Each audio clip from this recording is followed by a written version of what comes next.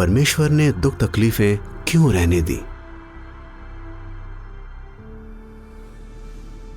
यहोवा परमेश्वर नहीं चाहता था कि इंसानों पर दुख तकलीफें आएं।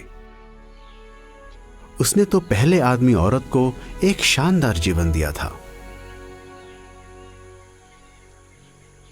लेकिन दुष्ट स्वर्गदूत शैतान ने परमेश्वर पर इल्जाम लगाया कि वो झूठा है और आदम और हव्वा को बहकाया कि वो यहोवा के अधिकार को ठुकरा दें। आदम और हव्वा ने शैतान की बात सुनी और यहोवा की आज्ञा तोड़ दी। वो परमेश्वर के खिलाफ हो गए और खुद तय करने लगे कि क्या अच्छा है और क्या बुरा। क्या शैतान सही था? क्या इंसान परमेश्वर की मदद के बिना खुद राज कर सकता था? उन बागियों ने जो मसला उठाया था उसे सुलझाने के लिए वक्त लगता। आइए इसे एक मिसाल से समझते हैं। एक लड़का पूरी क्लास के सामने टीचर के पढ़ाने के तरीके को गलत बताता है। वो दावा करता है कि वो टीचर से अच्छा पढ़ा सकता है। कुछ बच्चों को लगता है कि वो सही कह रहा है और वो उस बागी का साथ देते हैं। अब टीचर को क्या करना चाहिए? वो चाहे तो टीचर होने के नाते उस लड़के को फटकार सकता है, लेकिन दूसरे बच्चे क्या सोचेंगे? शायद उनकी नजरों में टीचर की इज्जत कम हो जाए। वो सोचे कि टीचर को डर है कि कहीं वो गलत साबित ना हो जाए। पर अगर वो टीचर उस लड़के से कहता है कि वो पूरी क्लास को अपना तरीका सिखाए, तो सबके सामने साबित हो जाएगा कि कौन सिखाने के काबिल है।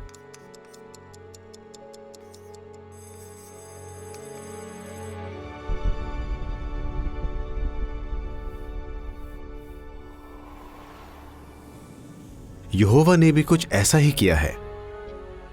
जब शैतान ने यहोवा पर इल्जाम लगाया तो लाखों स्वर्गदूत देख रहे थे।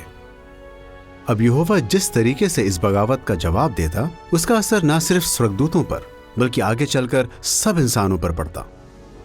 इसलिए यहोवा ने शैतान को इस दुनिया पर कुछ समय के लिए राज करने दिया। उसके राज में इंसानों को सिर्फ दुख और दर्द ही मिला है। लेकिन जब यह पूरी तरह से साबित हो जाएगा कि सिर्फ यहोवा को ही इंसानों पर राज करने का अधिकार है और सिर्फ वही इसके काबिल है, तब वो उन सारे नुकसानों को ठीक कर देगा जो शैतान की वजह से हुए हैं। उस वक्त सिर्फ वही लोग इस धरती पर जिएंगे जो खुशी खुशी यहोवा के स्तरों को मानते हैं। लेकिन इस बीच परमेश्वर के सब्र रखने से हमें क्या करने का मौका मिला है? हम कैसे दिखा सकते हैं कि हमें परमेश्वर की हुकूमत पसंद है? इन सवालों के जवाब परमेश्वर की तरफ से खुशखबरी नाम के ब्रोशर के पार्ट 8 में दिए गए हैं। आप इसे jw.org से डाउनलोड कर सकते हैं। बाइबल से आपके सवालों के जवाब देने में यहोवा के साक्षियों को खुशी होगी।